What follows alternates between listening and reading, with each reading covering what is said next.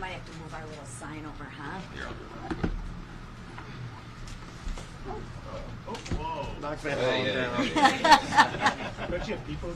Yeah, I got people. He's got to do it all, right? He's got to do it all. We put that together really He's a purposeful, full-service too. speaker. That guy's got skills. Oh. Need some coffee? Yeah. Well, good morning, everybody. Good morning. Today marks 100 days of President Trump's second term, and I am honored that he has chosen to celebrate in my home state of Michigan.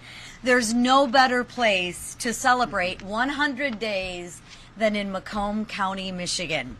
The first 100 days proves that we are headed in the right direction, the direction in which 77 million people voted for. Just look at the White House lawn today. Pictures of violent, illegal aliens that Biden let into our country. These rapists, murderers, and child molesters have no home here in the United States of America. And guess what? There's room on the White House lawn for a lot more of them. And that's what the American people voted for. And we are going to keep going until every single one of them is removed to make our streets for Americans safer.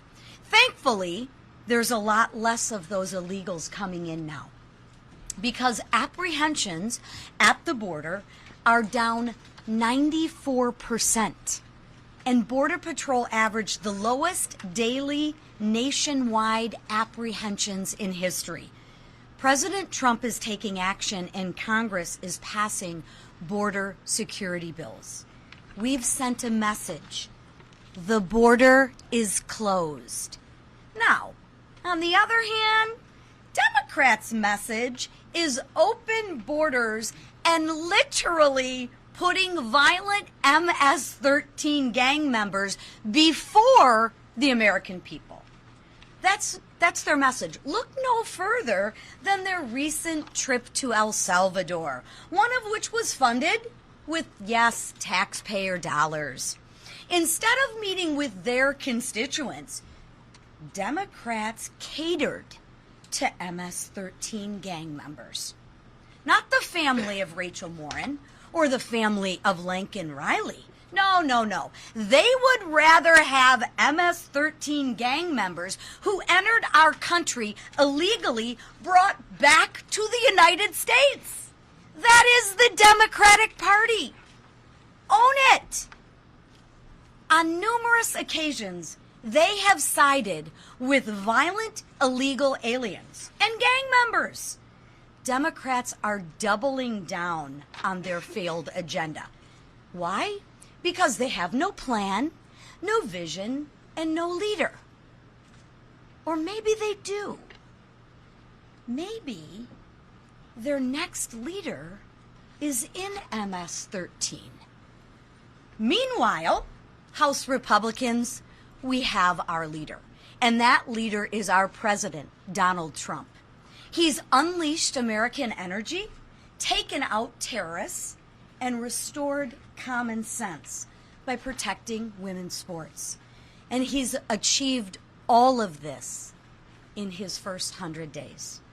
Now, turning our attention to our business and our work this week, committees have been instructed, and we will begin to pass pieces of that one big, beautiful bill. We will identify savings and investments that will make America secure and competitive. Now, as we continue our committee work, I encourage you to watch the markups very, very closely. You will see Democrats go on the record supporting the largest tax increase in American history. Benefits for illegal immigrants and violent gang members, because that's who they support.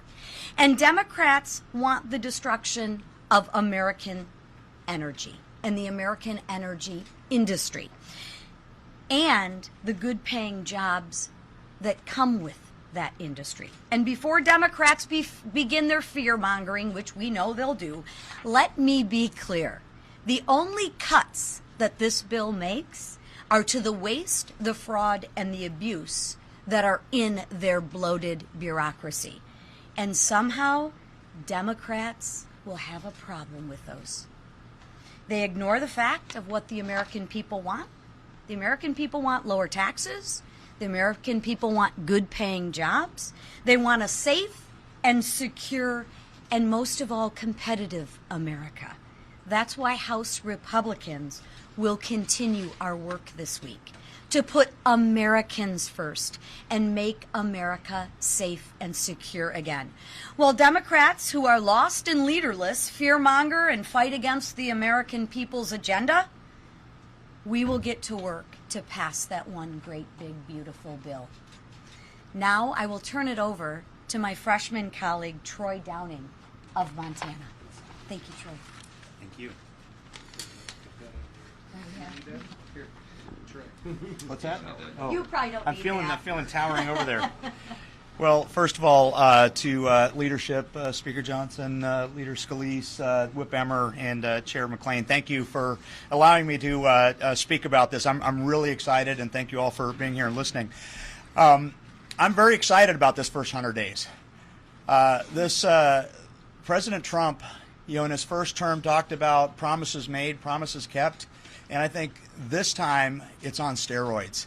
And I think it's important because this country was at a precipice, was absolutely at a precipice. And I hear some of the critics saying too much, too fast, and I'm saying it couldn't have happened soon enough and it can't happen fast enough because we can't afford falling off of that precipice. I mean, as a nation, everything that we talk about, you hear this American dream, that's being squandered, has been squandered. That brass ring is getting farther and farther away, and the policies of this president have started to pull that back in everything that he's doing, in helping with the economy, in tax policy, in having trading partners trade fairly with this country, which is something that's overdue. Everything that's happening right now, securing the border, is all going to come back and bring that brass ring back that is that American dream. And I'm really, really excited about that. 140 executive orders.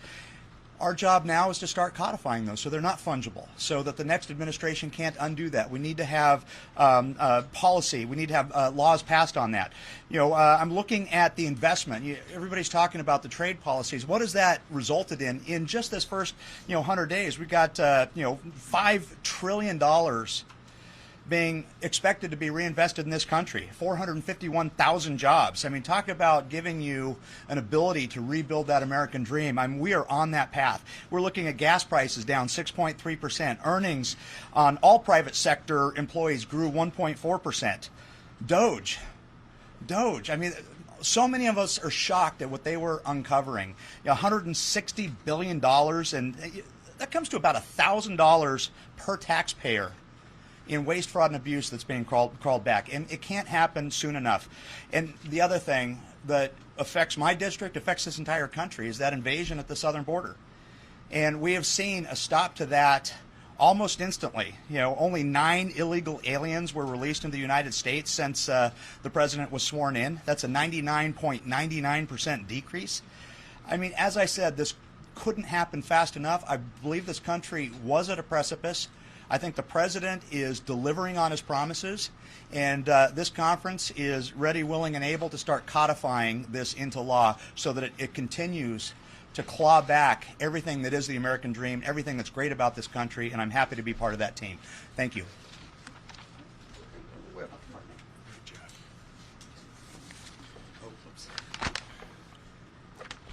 President Trump's first 100 days in office can be described in 4 words.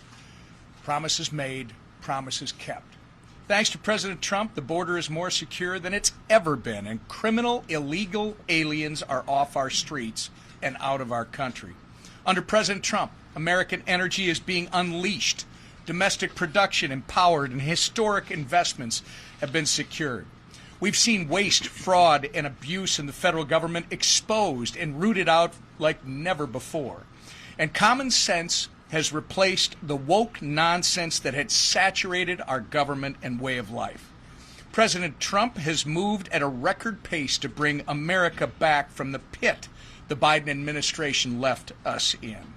With Joe Biden in office, our nation endured the influx of millions of unvetted illegal aliens, criminal aliens, from all over the world into our communities. American businesses were held back by an expansive regulatory state, and policies that lacked truth and disregarded reality put our children and families in jeopardy. But no more. The American dream is being renewed, and the American people can once again be prosperous, safe, and free. But to keep this train going, Congress must act. Our members are hard at work crafting a reconciliation bill that will deliver President Trump's America First agenda for our great nation. And we won't rest until we get it done, because failure is simply not an option. And I yield to our leader, Steve Scalise. Thank you, Whip. Well, anybody who's been following since the day President Trump took the oath of office for this second term knows that President Donald Trump has been working nonstop at a feverish pace to deliver results for the American people. I don't think we've seen a president in 100 days get more things accomplished, follow through on more promises to get this country back on track. And we're only 100 days in. Obviously, the things that we've been working with this president on are really going to be starting off in a much bigger way with this one big beautiful bill. The budget reconciliation process formally starts today with the reconciliation bill. 7 committees go to work this week. Next week, another 4 committees will continue doing that important work. And this has been about a year in the making. This is not something that happened overnight. All of our committees have been meeting both individually. We've been meeting with the president for about a year to get to this moment and start delivering on those things that we all ran on. These are not just campaign promises that Donald Trump talked about on a campaign trail. This is also something that House Republicans said we would do. We said we would prevent a massive tax increase on American families. If Congress takes no action, there would be a $4.5 trillion tax hike on families. And if you listen to Democrats, who are all going to vote no on this package, let's make no mistake about it. They've been clear from the beginning. They just want to obstruct everything. You saw it at the State of the Union when President Trump said, look, this 13-year-old boy beat cancer. And they all just sat there on their hands, angry because President Trump was highlighting somebody else's success.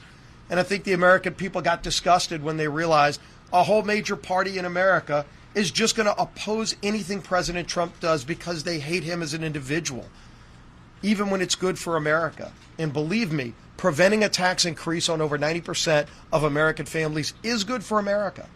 But every Democrat will vote no because they want a tax increase on American families. Every Democrat will vote no on a bill that's going to secure America's border. You've seen President Trump deliver through executive action on things he can do. And it's resulted in amazing results, over 95% reduction in border crossings illegally, deportation of hardened criminals, violent gang members, murderers, rapists, finally sent back to prisons in their country where they belong, where many of them came from. And what are Democrats doing? Democrats aren't celebrating that. They're flying to other countries to try to get hardened gang members in prisons released back into the United States. It's lunacy. But that's where their party is because they are void of any ideas. They are a leaderless party. The Democrat Party literally has no leader except AOC and Crockett and Bernie Sanders. And that's what their party's become. They're just opposed to everything. They don't want to produce more American energy. But the good news is we do. That's also going to be in this bill that we start debating, to allow America to produce more energy so that we and our friends don't have to be dependent on foreign nations like Russia or Iran for oil and natural gas. We can do more of it. We can lower costs for families. We can create more jobs at home. We can ensure that more manufacturing can be done in America. That's all going to be part of this bill. We're also going to make our military more competitive. Everybody knows China's been incredibly aggressive at not just their naval fleet, developing hypersonic weapons. And America had fallen behind under Joe Biden. And Donald Trump said, we are going to address these inadequacies. And if you look at what's in this bill, again, addressing major problems to make our country competitive again militarily, and every Democrat will vote no on that as well. And the good news is Republicans said, well, if Democrats are just going to block everything, if Democrats want a tax hike, if Democrats do not want secure borders, if Democrats want to make our country more dependent on foreign nations for our energy, that's why they lost the election. Those days are gone. We can actually fix all of these problems without any Democrat support. We'd welcome their votes. We'd welcome their input. But they've chosen to just go the other way because their far left radical base won't let them work with Donald Trump on anything that's good for America. But that hasn't deterred President Trump. President Trump is resolute in fighting for those hardworking families who have been struggling. Again, the tax increase, when they talk about millionaires and billionaires, it's over 90% of Americans who would see a tax increase if no action was taken. That's families making $50,000, $60,000 a year. That's not the rich. That's the people who are just barely getting by, who have been struggling under the weight of the failures of Joe Biden's economy.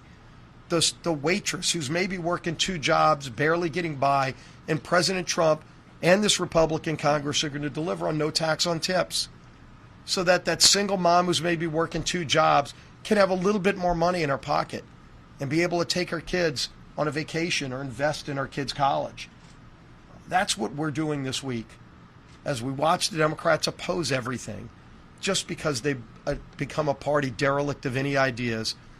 This is a Congress of leadership and action, working with a president who's probably done more in 100 days than any other president we've ever seen, and the best is yet to come. And our leader in this fight, who's been marshaling us through the whole way, is the Speaker of the House, Mike Johnson. Thank you, Leader. Thanks to all of you. Welcome back. Hope you all had a blessed Passover and Easter. We did. Our members are excited. It's a great day in our country. Thanks to the Republican Party, America is back, and we're excited about it. I talked to the President twice this morning already. He's having a big celebration for the first 100 days in Michigan, as Chairwoman McClain noted, and he's excited about all of that and everything that we're all doing together. We had a big meeting of the Republican conference this morning, and they're all excited. They were all home for the 2-week district work period, and they were moving around their districts and talking with their constituents and getting lots of pats on the back. It's a great time for the country, and you can sense our optimism about all that. It's been noted a couple times here, but 100 days ago, not far from where we're standing right now, President Trump made his historic return to the presidency. He made a lot of promises, and as Whip Emmer noted, the 4 words that best describe this administration so far is promises made, promises kept. We've recounted among this group many times, 77 million Americans delivered President Trump a landslide victory. We had our highest popular vote total ever as House Republicans, 74.8 million, and we got a mandate to do exactly what we're doing right now. We have not wasted a moment. President Trump has accomplished more in the first 100 days than most presidents do in their entire careers, their entire tenures. The Atlantic, right? I don't know if there's an Atlantic reporter here this morning, but that's not President Trump's, they're not a fan of him, right? Yesterday they described him this way, quote, "He is the most consequential American leader of the 21st century." And that's an understatement. President Trump has, here's a list, removed men from women's sports, ended DEI in the federal government and the U.S. military, expanded oil and gas extraction to lower prices, taken steps to end unfair trade practices, secured trillions of dollars in new investments in American manufacturing, deported criminal illegal aliens, stood up for religious liberty and rooted out anti-Christian bias, combated virulent anti-Semitism on college campuses. The list goes on and on and on. That's just barely scratching the surface. That's in 100 days. We're just getting started, and that's one of the reasons that we're so excited. Nearly every public opinion survey found that voters in the last election were most concerned about 2 things. This is just one metric for consideration: inflation and the wide open border and the crisis that created. Look at this. On just these 2 issues, in 100 days, illegal crossings are at an all-time low, as Congressman Downing noted, and inflation is falling rapidly. President Biden often said that he had exhausted his executive authority. He told me that we needed new laws. He told me this many times himself. We had to stop the border crisis, but Congress has to act. I pleaded with President Biden, do your job, use your executive authority. He claimed he didn't have it. But as President Trump has just demonstrated, all we needed was a new president. We needed real leadership. We didn't need new laws. The Trump administration has stopped illegal border crossings Congressman Downing said it well, 99.9% success rate. The border crisis is solved. More than 100,000 illegal aliens and gang members have been deported, and that makes Americans safer. They feel more secure again. Groups of migrants are actually stopping their journeys, and they are turning around. You know why? Because we've got a new sheriff in town. Due to President Trump's border policies, we now know again that deterrence works. On inflation, President Trump promised to rapidly drive down prices and make American goods affordable again. The Consumer Price Index beat expectations, actually dropped 0.1% in March. That is the first time that has happened since COVID. Okay? Inflation is cooling. Energy prices are down, as we all know. Trillions of dollars in U.S. investments have been secured by the Trump administration. And again, we're just getting started. President Trump built the greatest economy in the history of the world in the first Trump administration. And we know that he can do it again. And we're going to help. And that's what we're engaged in. People are excited all around this country. We set fundraising records in the first quarter. We gave all the numbers out to the members this morning. I raised $32.2 million in the first quarter. It's an all-time record for a Republican speaker in a midterm. I'm not taking personal credit for that. I'm saying this is an all-team effort. Every House Republican is out working. Their sleeves are rolled up. They're working around the clock. We're setting fundraising records. The vulnerable Republicans from the swing districts and the vulnerable Democrat swing districts, it's the Patriots and the frontliners, okay? The Patriots outraised Democrats 2-1. They almost doubled what Democrats raised, and they have almost double the amount of cash on hand right now. That's an indication of where the American people's sentiment is. They see that Republicans are delivering and Democrats are in disarray. While we're working to build on President Trump's successes and codify his agenda into law, the Democrats just still don't get it. I mean, they just keep demonstrating they don't get it. More than 100 days into the 119th Congress, and the contrast could not be clearer. Everybody said, recounted some of this today, but they don't have any message. They don't have a clear leader. They don't have a clear vision. They don't know what to do. Their platform has been repudiated, and they're turning on themselves. You know, the vice chair of the DNC is going to spend tens of millions to take down his own incumbents. That shows you where they are. They've resorted to cursing and shouting and outrageous political stunts. Their approval ratings are in the low 20s. Their most vulnerable members got outraised 2-1, as I mentioned, and it just goes on and on. Two polls I just want to highlight, and then we'll go to your questions. There was a poll that came out a little over a month ago. It's Quinnipiac. And I think it's the most telling poll of the first 100 days of this Congress. But I got the graphic in front of me. It was Politico published it. Lots of people talked about it. The headline says, Democrats face historic discontent with the base. Now, what they did was they polled Democrats and their approval of their own party and Republicans' approval of their own party. I mentioned this before, but Democrats are underwater 9%. They have a net negative 9% approval rating in their party, whereas Republicans in Congress are enjoying a 69% approval rating. Okay, so that chart is stark. It's the largest chasm between the two parties in history. It's the highest marks we've ever gotten and the lowest they've ever gotten. It tells you where they are. This morning, CNN has a new poll. Getting you a nod right there on the front row, right? Republicans' view of GOP leadership, 78% approve. Thank you, CNN. 21% disapprove, all right? Democrats' view of Democrat leadership, 42% approve, 57% disapprove. Stark contrast between the two. And one of the most baffling political displays that we've ever seen, congressional Democrats used their district work period to fly to El Salvador and provide comfort to a wife-beating MS-13 gang member who entered the U.S. illegally. I mean, it was a shameful performance, and I hope their constituents do not forget it. We won't. And we reflect on the first 100 days of the Trump administration. It's very clear which party is fighting for the American people, for a stronger and safer and more prosperous America, as Leader Scalise just said. We're happy to be here, and we're happy today. You can probably tell. Take your questions. Yes, sir. Thank you very much, Mr. Speaker. On the subject of polls about the first 100 days of President Trump's administration were released a few days ago, and he has the lowest approval rating of any president in the last 80 years, according to Washington Post, ABC News, and Ipsos, I believe. Other polls suggest similarly low numbers. How do you interpret those numbers, and is that not a sign that your conference, your party, your leader need to be changing course given those low record ratings? No, look, there's always in any new administration, it's a roller coaster, right? When you come in and you make dramatic change, which is what he did, he's delivering on the promises made. there's some bumps along the road. We're changing everything. As we said, when President Trump was running, I told him and we told our own voters he could be the most consequential president of the modern era. Now the media is, all of you are acknowledging that is true. By extension, we can be the most consequential Congress as well, because we quite literally have to fix every area of public policy. The last 4 years was an absolute unmitigated disaster, and we got to fix it all. So when you're doing that, it's disruptive in a way, and and the early initial people, they have an emotional reaction sometimes for the big changes, but what they're seeing and what the real polling is showing is that they understand that we're headed somewhere. This is out of the gates, all these big achievements that we just recounted, and I said we're just getting started. The reconciliation bill is the big chunk of this. The vehicle through which we will deliver the America First agenda is this big, beautiful bill, which is why we call it that. The president's approval rating is better than it was in 2017 when he got started, right? Because people trust him. The thing about President Trump is he's had an administration. This is not a new thing. People remember. It's hard to remember. It seems like it was 20 years ago. But right before COVID, we had the greatest economy in the history of the world. There's been a little question and concern about, the rocky start, some of the stock market, some of the tariff policy and all that. But right now, even today, people are beginning to see the dust settle on that. They understand there was a master strategy behind this, and they're seeing the results. We're going to have 100 countries, by some accounts, and maybe higher, renegotiate their trade policies with America because of what President Trump did. He's the only leader bold enough to have done that. And that's going to be a net positive, of course, for all the American people. It's going to be more fair for us.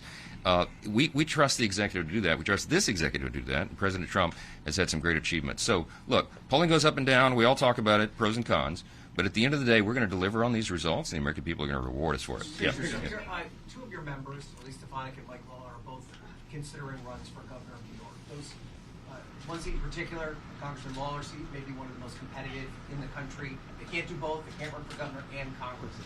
Will you have conversations with them about what works best for your conference, and have you started having those conversations yet?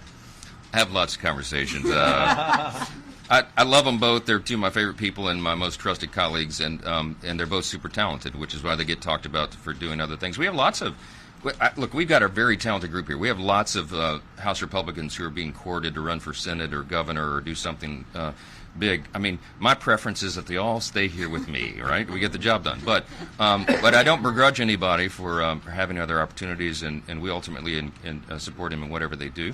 But are we having conversations?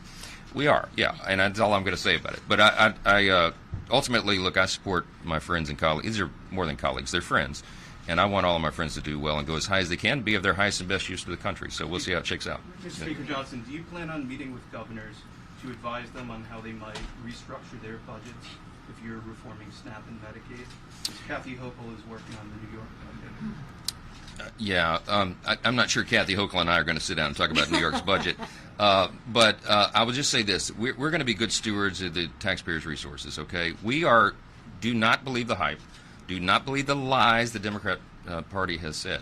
We had their ads taken down, okay? They were running ads around the country and in swing districts trying to convince people that Republicans were going to gut Medicaid. It's just simply not true, and that's why their ads and billboards had to come down. We sent them a cease and desist letter because we pointed out they were lying. By the way, the Democrat leaders in Washington have zero credibility with the American people. Remember, they tried to tell us for the last 4 years that Joe Biden was an exceptionally talented, brilliant, on-point leader, okay? They don't have any credibility on any of this. We're going to prove the opposite. The committee markups, as Leader Scalise noted, we have 7 committees marking up components of the big, beautiful bill this week. We have 4 others next week. That third week that we return, the Budget Committee will merge all that together into the one big, beautiful bill, and you will see the results. We are going to preserve the programs. We're not gutting Medicaid. We're going to reduce fraud, waste, and abuse, which every single American should be applauding. The Democrats should as well, but they're not allowing themselves to do it. And we're going to make sure it works better. We're going to preserve the program, not cut it. It's exactly the opposite of what the Democrats are saying. So the states will adjust to all these things, and we will make sure that the people who need these benefits and rely upon them are protected. Okay, that's the whole thing. Yeah. Apologies for a wonky tax question. One of the big concerns for some of our investors and Bloomberg readers is the tax treatment of carried interest. The president wants to change that. What are your views on that? I've listened to the discussion, a very thoughtful discussion back and forth amongst interested parties, and I'm not going to forecast where that comes. I mean, I know. Look, I'll say this about our Ways and Means Republicans: they have put in I mean, literally scores of hours down in the basement with the whiteboards, gaming out the very ideas and making sure that we make the right choices. You'll see a lot. That markup will be very telling on that. But they've come to a consensus. I'm not going to get out in front of them before that's discussed and released in committee. But we've heard from interest groups around the country, and we want to do right by them. I think at the end of the day, I think what's going to be great about this legislation, the reason it's going to be so consequential, the reason it's going to be the biggest legislation, I think, in many decades that Congress has passed, is because not only are we going to give everybody a tax break, right? They're not going to have the largest tax increase in U.S. history at the end of this year. It's going to help hardworking families. It's going to be turbo boost to the economy, because I think this will send a message of stability to the markets, the bond market, the stock market, investors, job creators, entrepreneurs, that they have their tax rates permanent and solidified. They know they can plan accordingly, and that people have more money in their pocket to spend on their own families and their own needs and obligations. That's going to be good for everybody. And I think when it comes to this, I think all boats are going to rise again. That was the net result in the first Trump administration, the greatest economy in the history of the world, because we did thoughtful tax policy and we did real regulatory reform. Right now, as Congressman Downing said, both those things are on steroids. And you're going to see this result in spades, and people are going to see it and feel it. And by the way, they're going to feel it before the midterm election in 2026. So that's another big thing. Last one. You inserted a provision in a rule to block efforts to target Trump on tariffs. And now you've done the same to prevent resolutions of inquiry, including this probe into Pete Hegseth and his use of Signal. Why are you using the rules of the House to effectively protect Trump rather than let the House work its will? No, we're using the rules of the House to prevent political hijinks and political stunts, and that's what the Democrats have. As I mentioned, no leader, no vision, no platform. All they have is obstruction. They're trying to target. They showed us over the last 4 years, the last 8 years. They used lawfare. They used conspiracy theories. All these political weapons to just go after the president and make his life miserable. That's not what the American people voted for. That's not what they deserve. We can do better. So we're preventing this nonsensical waste of our time. We don't have time to waste. We got to, as I mentioned, we got to fix every. But as we've discussed many times in this room, the executive branch has the constitutional and appropriate legal authority to address unfair trade practices with other countries. That's exactly what President has been doing, it is doing, and the results, I think, are going to be obvious at the end of this. We have to give them the runway. This is not a separation of powers concern at all. Congress has a role to play, but so does the executive, and I think everything they've done thus far has been entirely lawful and appropriate, and that's what our policies reflect. So we're going to continue to do that, and I think the American people are going to see the result at the end, and they're going to be quite satisfied by all this. So we got to move. Can you give a quick timeline on reconciliation? Yeah, I'll just say this: we're sticking to our plan. We had a Big Six meeting yesterday with Secretary Bessent and Kevin Hassett at NEC. Senator Crapo, who's the finance chair over there, Leader Thune, I, and Jason Smith, Ways and Means chair. And we had White House folks there as well. And what we discussed was the timeline. As the Treasury Secretary Bessent has said a few times, he gave us credit for moving this so aggressively on this calendar. I'm really glad that we did, because we got to deliver this in economic relief to the American people quickly. We've got to codify all this. We are on track to pass the bill out of the House, as we've said from the very beginning, and get it over to the next stage by Memorial Day. Now, I don't know how long the Senate's going to take to do their piece, but I was very encouraged after the meeting yesterday, frankly. Leader Thune and Senator Crapo are on point. The Senate Republicans have been working very hard together. We got almost a year head start on them on this process, so that explains the sequence of events. But we're going to get it done by Memorial Day. Senate over there, they take a few weeks to work through that. We merge this together. We get it to the president's desk quickly for signature. The Secretary Bessent said yesterday a big celebration by July 4th. I hope it happens much sooner than that. And we're going to keep pressing aggressively in the House to make sure that happens. Thank you. And a debt limit included.